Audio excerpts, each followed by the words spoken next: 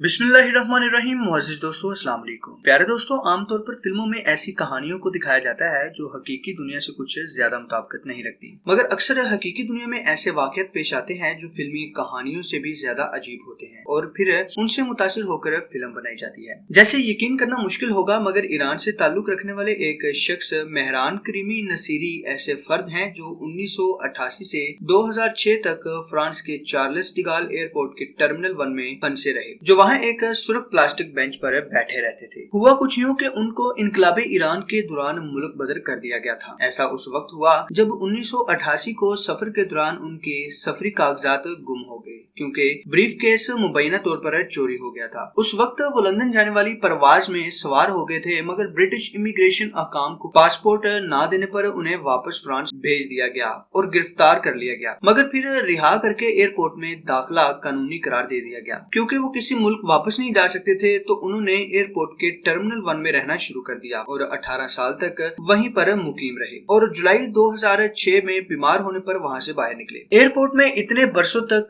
क्याम के दौरान उन्हें सर एल्फ्रेड का निक नेम भी दिया गया और जहनी तौर पर इतने कमजोर हो गए कि हकीकी दुनिया से राब्ते के लिए भी तैयार नहीं थे। 1999 में उन्हें पनाह गजी के कागजात दिए जा रहे थे, मगर उन्होंने दस्तखत से इनकार कर दिया क्योंकि वो दस्तावेजात में अपना नाम सर एल्फ्रेड लिखवाना चाहते थे। इतने अरसे तक वहां रहने के दौरान उन्होंने कभी खुला आसमान नहीं देखा और ताजा हवा में भी सांस नहीं लिया। इसी हैरानकुन वाक़े से मुतासिर होकर लेजेंड डायरेक्टर स्टीफन स्पिलबर्ग की फिल्म द टर्मिनल को तैयार किया गया। इस फिल्म में मरकजी किरदार टॉम हैंक्स ने अदा किया था और ये इंतहाई दिलचस्प फिल्म है जो बरसों तक एयरपोर्ट में फंसे रहने वाले ऐसे शख्स की कहानी बयान करता है जो तमाम तरह रुकावटों पर काबू पाकर फतह पाने में कामयाब होता है। 2004 में रिलीज होने वाली इस फिल्म को अब भी देखा जाए तो देखने वाले महसूर होकर रह जाते हैं और इससे ये सबक मिलता है कि मुश्किलात में हार न मानने वाले लोग ही जिंदगी में आगे बढ़ पाते हैं। इस फिल्म में मशरकी यूरोप से ताल्लुक रखने वाले विक्टर नार्स्की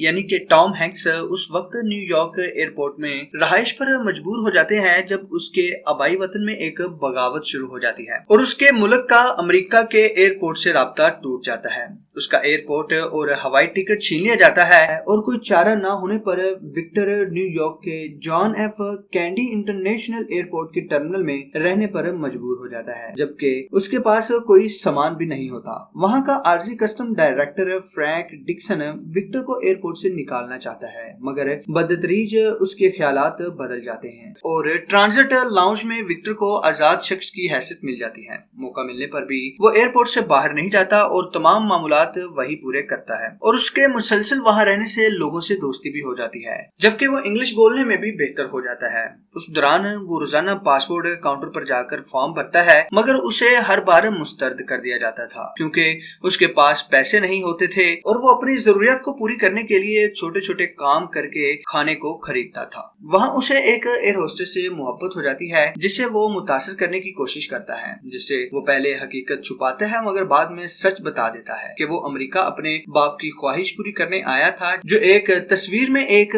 बैंड के तमाम अफराद के ऑटोग्राफ्स लेना चाहता था। ऐसे ही शब रोज गुजरने लगते हैं जिसके दौरान उसके वहाँ बेहतरीन दोस्त बन जाते हैं और वो कब और कैसे वहाँ से निकल कर घर जा पाता है ये आप लोगों को फिल्म देखकर ही पता चलेगा। स्टीवन स्पिलबर्ग ने इससे कबल 2002 में catch me of you can को डायरेक्ट किया था और वो एक ऐसी फिल्म में काम करना चाहते थे जो लोगों को हंसने और रोने पर मजबूर करने के साथ दुनिया में अच्छाई का एहसास दिलाए। फिल्म की अक्सबंदी के लिए एयरपोर्ट्स की जानिब से सहूलियत की फराहमी से इनकार पर एक सेट तैयार किया गया जिसे पहले एलए रीजनल एयरपोर्ट में लगाया गया था, मगर वहां लोगों के रश के बाइस उसे मॉन्ट्रियल के हवाई अड्डे में मुंतकिल किया गया। फिल्म के सेट पर हर चीज को हकीकी एयरपोर्ट जैसा रखा गया था, वैसे ही खाने पीने के मराकज कायम किए गए। एक्सेलरेटर्स को एक दिवालिया होने वाले डिपार्टमेंट स्टोर से खरीदा गया, जबकि फिल्म में कंपनियों के आउटलेट्स हकीकी कंपनी के स्पॉन्सर्स मरकज थे। फिल्म में विक्टर का मुल्क दुनिया में मौजूद नहीं बल्कि उसे फिल्म के लिए तख्लीक किया गया था। फिल्म की कहानी के लिए हकूक हासिल करने के लिए ड्रीम वर्कर्स स्टूडियो ने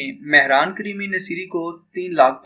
अदा किए थे, जो उन्होंने एयरपोर्ट पोस्ट ऑफिस अकाउंट में जमा करा दिए और खर्च भी नहीं किए।